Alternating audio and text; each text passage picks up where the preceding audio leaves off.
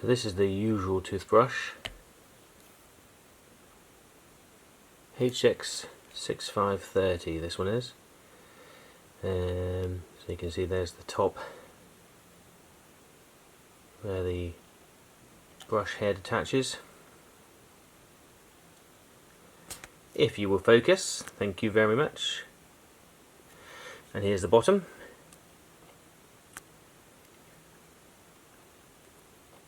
And this is a slightly newer model, so as you can see there's the top. So a different head. And this is a HX680C. So you can see they've changed the design slightly. So hopefully that will stop the water ingress, because water does seem to seep in through here over time. Hopefully that would be a better seal. And at the bottom you can see they've made it potentially a bit more sealed, because I bet water gets in through there as well over time as well. Different button, so a smaller button, less grip actually I've noticed, because this has got a satin type of feel to it, where this is like your normal plastic feel, so it's quite grippy. So a bit more slippery to hold, but this one comes with the head wear sensor. I'm not quite sure how it works. Guess it just counts the amount of times you use it. So that will light up every time you need to change your brush, your head. And then you've got your battery light, where this one of course nothing at the bottom, everything is done by this light here. And you've got your blue, you can get a pink and a black I think. But very similar, just some slight subtle differences. I think this could do with some grips at the back, because you can see this has got a nice grip here, where this one doesn't have anything at all, so I find this one quite slippery to hold. Let's have a listen to them. So there's a low mode, high mode, and this one's just got one mode.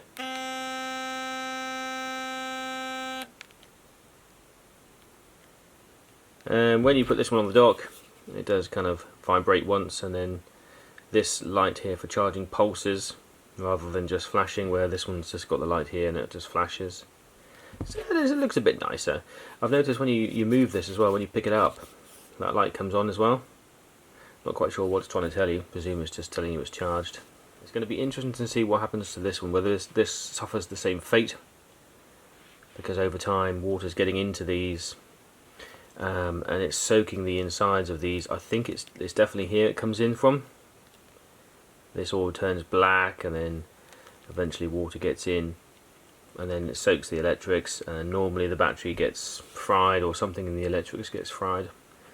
We've had it once where during the night it just starts to vibrate, it comes on, which was shocking in the dead of night, because it wakes you up with this vibration noise. This will be a new test to see how long this one lasts, and to see whether the design is improved up here. It's still a rubbery top. I mean, it has to be rubber because of course this vibrates. Anything else would slowly break it, I suppose. It would just, make the plastic chip and crack. So there has to be some flex, but that's the weak point. Because I suspect when it's going as well, water can drip in, or capillary action. If you put this down into on a wet sink, maybe water can get up through there. There is a rubber seal inside this, as we've seen. So it'd be interesting to see if this one's any improvement.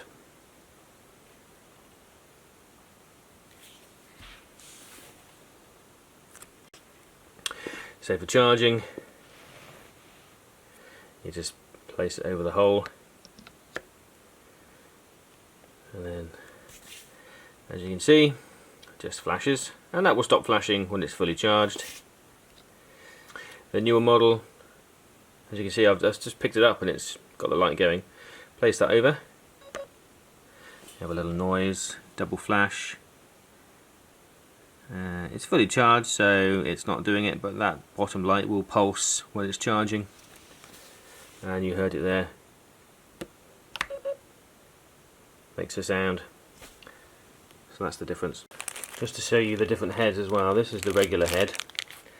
So, just a metal disc, genuine head. With the new brush, it's got a sensor technology, so it tells you when your brush is worn out. And you can see there's something in there. So there's like an extra key cut out. Just there. So it's doing something. Surely it's only telling you how many times it's worn, because there's no way it can detect if the brush is actually worn out. It's probably just some sort of a rudimentary counter. But there we go. So this is the original one, which I had for 3 years, and you can see it's pretty manky in there. It's got wet. There's a seal here, as you know. We've seen this from the teardown video before. So I'm not quite sure what this is. It's like a piece of paper. It's like maybe it's some sort of moisture absorber, but it's just not very effective. So I don't know if water's getting in there, because that was wet. All inside was wet. As we know, this is the inside, because you've seen this from the teardown video. But look inside here, soaked. There's even a water line, a rust line. So water was obviously up to that line and soaking away. So it's a shame. I think water gets in the top here. So here's the brush again. You can see the back. It's pretty crusty around here. All a bit nasty. Here, that's got rusty. When I pulled this out, this was all just soaked. I mean, it wasn't full, but it was just wet. This one stopped working altogether, so I took it apart and dried it. I now get this. So it's not vibrating properly. This piece here, that moves. This is the bit that vibrates. So you can see that you've got the dual coils here. Here's your 2 coils, energized by the lithium battery at the bottom. And it actually vibrates this piece here back and forth really quickly. So yeah, that will move back and forth. It's not doing that. The gap here seems to be a bit large, so I don't know if something's happened to it. But yeah, this is rusty down here, and in particular up here you can see this is all black, and this was all wet, and underneath, somewhere along here, there's a tiny little hole that's under this gasket. So I think water's got underneath here somewhere. It's got in. So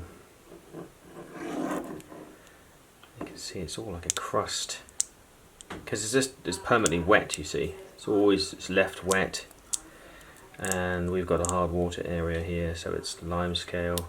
And I think over time, this is either allowing water past, or it's splitting and water's coming in. And that's what's happening. Water streaming through, and then it's just covering all of this, and then it either fries the electrics or it rusts them together. I've got another one of these models where this was stuck, so this couldn't move, this bit here. So yeah, this is normally what kills them. It's a lithium ion battery, so they're normally pretty good. They're quite robust.